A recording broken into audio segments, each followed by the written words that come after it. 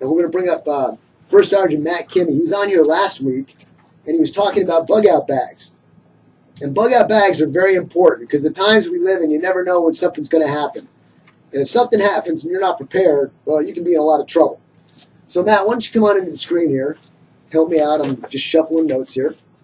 And let me give a real quick intro on Matt again. He's a combat vet, First Sergeant Matthew Kinney, in the U.S. Army since 1997, ranked a First Sergeant.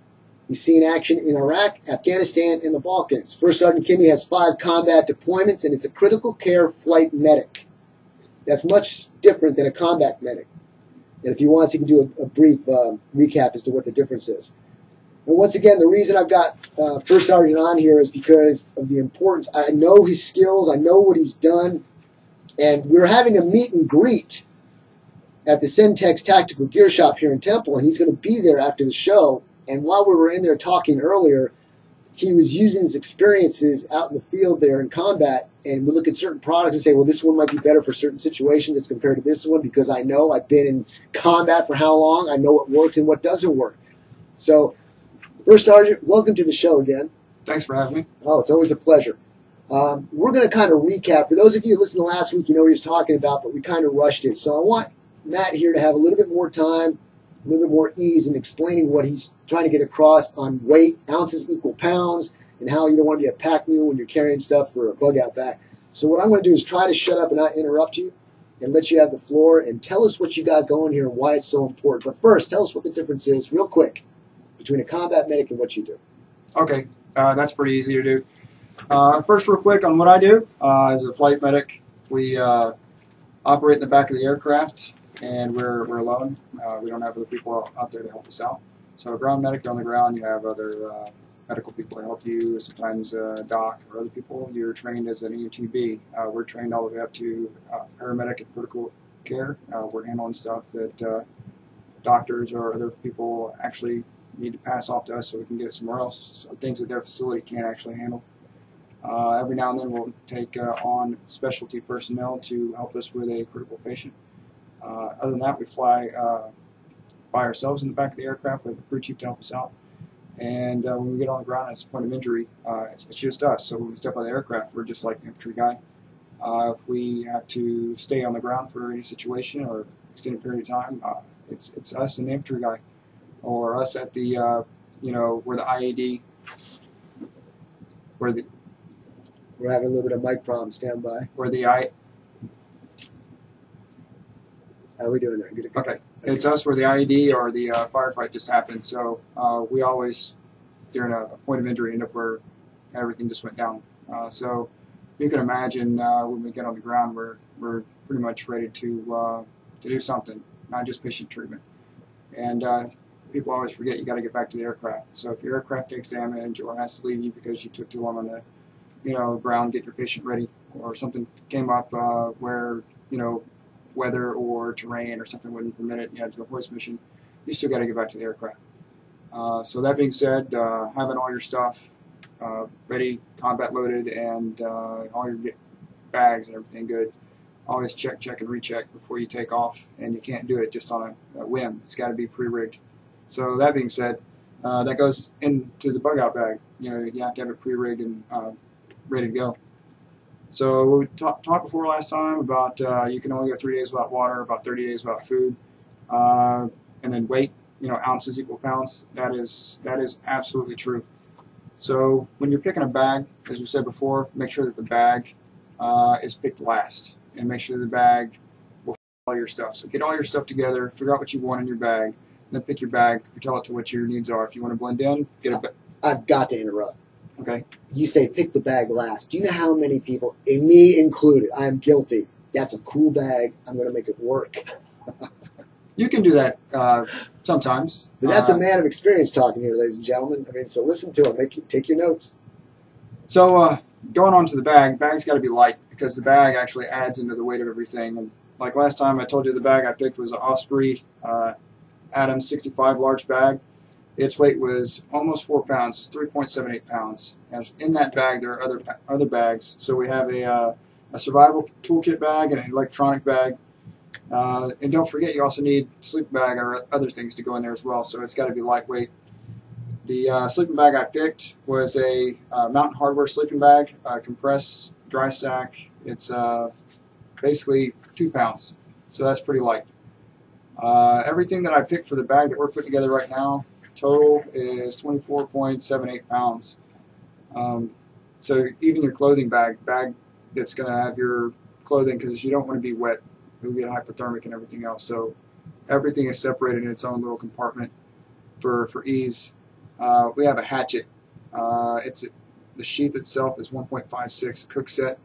Hygiene bag is 1.5.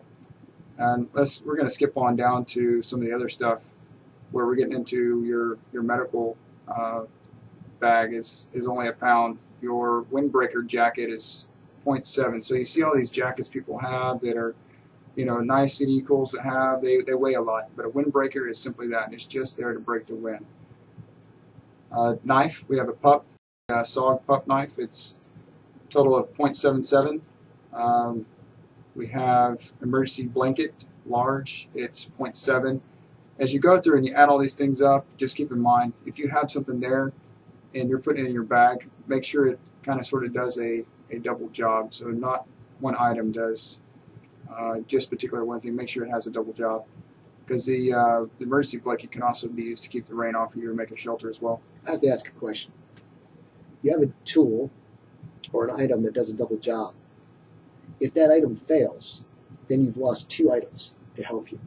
Are there anything in those items, that list of items that you have, that's like, no, you need this and this alone, so that in case I don't want to have one item that's supposed to do it, but that item broke doing the other task, and now I don't even have that item to do this task. Is there anything like that? Absolutely. So other things you can't do without cash. You gotta have that. That's a tool, right? That's broke though. You can't do without things on your feet. Can't do without dry socks. You gotta have dry socks. Some sort of communication. So you don't have to have a cell phone. You can have a ham radio or even a little FM, AM radio, little Motorola. You don't have to talk on it. You can just listen. So it can be a listening tool so you can see what's going around you and your environment. Multi-tool Gerber. It's got multiple blades and everything else on it, screwdrivers and stuff. So that's a half pound itself. So as we talk about everything, it's all down to, each little bitty bit. We have a 8-ounce squeeze container. That's 0.46. A slingshot, 0.34. Slingshots are great. You can play around with it. You got rocks for days around here. That's right. We have a lantern. It's a solar lantern. It's actually 0.22. So it's really light. You don't have to recharge the batteries. It's got batteries that recharges itself. We've got a titanium cup. Titanium is a lightweight metal. It's 0.22. It's made by Snow Peak. Gloves. Got to have some gloves for moving stuff, so some white leather gloves. You can buy those at any hardware store. There's 0.2 pounds. The microfiber towel, it's 0.2 as well. A little net, mosquito net, 0.2. We've got a bowl made by Fossils. It's 0.18. Flashlight, 0.18. The AA batteries, 2 AA batteries.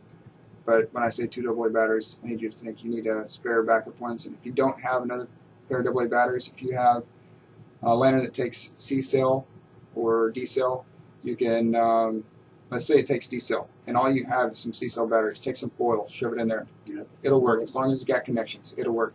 Another thing too, just to make a comment on that, because I was just going to say, you got to always check your batteries. You got a flashlight. Here's a perfect example that takes 2 lithium batteries. You can put 2 AA's in there as long as you're making contact. It won't be as bright, but it'll still work. So. Absolutely. Cord. Let's talk about 550 cord or pair of rope. You can use it as double, so it's got its outer sheath, and the inside it's got the little smaller sheaths. You can do all sorts of stuff with that. Make yourself a hammock, weave stuff, weave things, make some fishing line out of it, especially once you gut it and you use the inner cord. You can even use it for shoelaces. Do it downrange sometimes when your bootlace is broken, your supply system can't keep up with you. Actually, I used to make shoelaces for my boots and just have it there in just an emergency situation. Just not, my shoelace broke, I'm going to replace it. I would have it as my standard shoelace. Yep, got to have them. We have a compass, 0.11, and You also have a Sawyer straw. It's basically a filter straw. And it's 0.10, so you can see all we're adding up. So all these ounces equal pounds. On an antenna for your ham radio, so you can actually get some range on it. 0.09. Goggles for swimming. You never know. You might have to, go swim and have some fun. Use it for other things also to protect your eyes from the sun and dust. That's 0.09, so really, really lightweight. Handkerchief, 0.07. You've got a neck gaiter, 0.07 as well. Sunscreen, don't forget that because you're going to be exposed to the elements continuously. That's 0.7. Spoon, titanium long. So think of things that do multiple things. I'd rather have a spork than a fork and a spoon because the spork does two. How do you hold your meat and cut it at the same time, Matt? Use your Gerber. Okay, go ahead. Ladies and gentlemen, let me tell you something. It's very difficult for me to stay quiet. You can't speak because you're on that side of the radio. I'm in the booth with him, and when he starts talking, I'm like, oh, what about this? What about that? So I got to just put my hand over the mouth. Go ahead. So we have a lightweight chainsaw. I saw one today in the store we were at, as a matter of fact. The Syntex Tactical Gear Store. You put that in a tin. It'll all fit in there nice and tight. Keep it away from the elements in the water so it doesn't rust. But the lightweight chain that you use to cut down trees and stuff to make a shelter or anything, it's actually 0.03 pounds. So that's good stuff. Total weight of the bag with everything in it is 0.249. That's including the survival bags and the other electronic bags we're talking about. So the survival tool bag, we've got the Altoid box with the chain in it all together.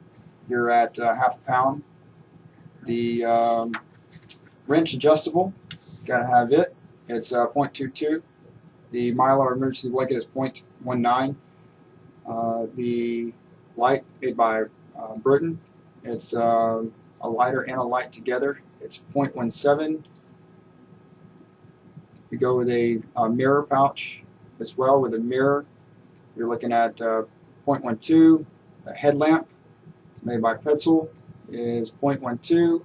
You have a spare battery case with other batteries and stuff in it. The case itself is 0.11. Ladies and gentlemen, let me cut in here again because time is running out. He's listing these things down to show you what came up to his total weight for his rucksack. But all these things may not be applicable to you. So what he's trying to get across, and correct me if I'm wrong, First Sergeant, is that everything, ounces equal pounds. So whatever it is you're going to use, either find one that's of quality of a lighter weight or whatever does dual purpose, like he said, to minimize the poundage in your rucksack. And while we still have a little time, I forgot to mention the phone numbers. If you've got a quick question for the First Sergeant here and you want to ask him about it, now's the time to do it. You got a few minutes to do it. Phone number here at the studio is 254-773-1400. 254-773-1400. So if you have a question, call now because there's limited time. But Matt, continue on and keep giving us some good information. Absolutely. We're going to skip ahead to the electronics bag. So electronics bag, make sure you have any way you can recharge your batteries if you have that availability. So little solar charger or anything like that. Make sure everything you have is interchangeable, whatever your electronics may be. And we're going to skip now to the clothing bag. So if you get a polypro shirt, it's basically a lightweight nylon, long sleeve one. It's gonna keep you warm as well as dry out really fast. I've got one. It's 0.39 pounds. We've got the underwear, boxers, all that good stuff. Don't forget that. I'm going to tell you something that is really great, especially when it's really cold, is a watch cap or patrol cap. Doesn't matter what color it is, but it's you can get the microfiber one, and it's 0.15 pounds. Really lightweight, and it dries up really quick. Why is that so important? Because the heat. Yeah, 10% of your body heat goes out your head. You got to keep it warm. Got to keep it dry. Even if you're sleeping, it works out great. I'm just telling you that from lots of experience. Medical kit.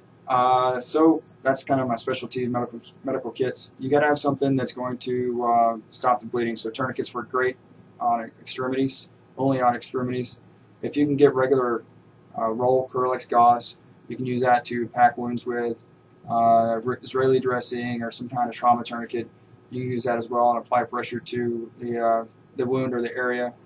If you can get a hold of some bacitration, that'll work as well, Neosporin.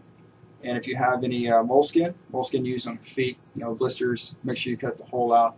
Now, Matt, you were at the Centex Tactical Gear Store here in Temple, and you were looking through the aisles and all that, and you saw a lot of good stuff there. A lot of the stuff that you're talking about, you can get there probably too, right?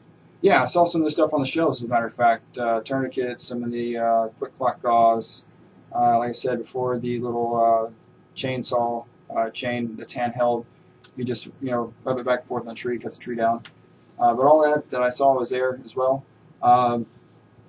Just make sure your kit is lightweight, not too heavy, and you also can't forget your hygiene stuff. So hygiene stuff, baby wipes, aloe soap, something, a little hand sanitizer. Also, make sure you have some sort of powder for your feet and areas that like to take on moisture. You got to keep them dry, or else they'll start to rub and chafe, and you find yourself trying to still walk or run or do whatever you got to do to get away. And you're having trouble to do that just because it gets painful and irritated. Does that powder that takes away the moisture gum up though once it gets the moisture? Oh, it will. It'll gum up once it gets the moisture and stuff. That's why you have to, make sure that you have dry change clothes, because it'll get gummed up in your clothes. Make sure that you're changing your socks, and you can just, wash your socks out anytime you come to a creek bed or whatever. Hang them on the outside of your pack and let them dry, and just keep moving.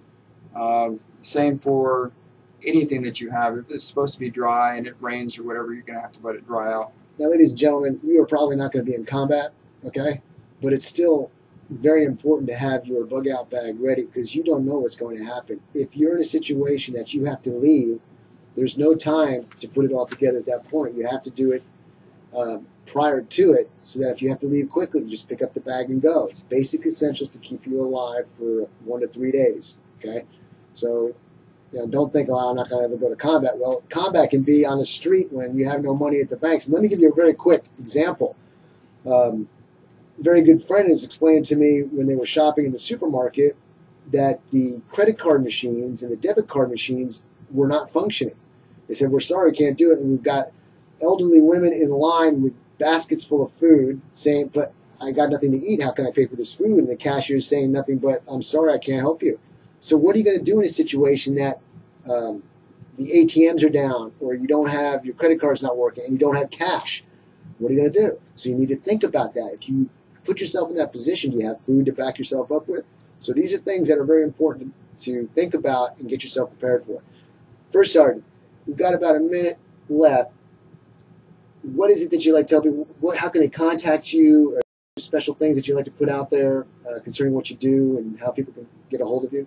Absolutely. So outside the Army, I have my own little small business. It's 911 Target Medical Concepts. You can find us on the internet, 911targetmedicalconcepts.com, or on Facebook as well.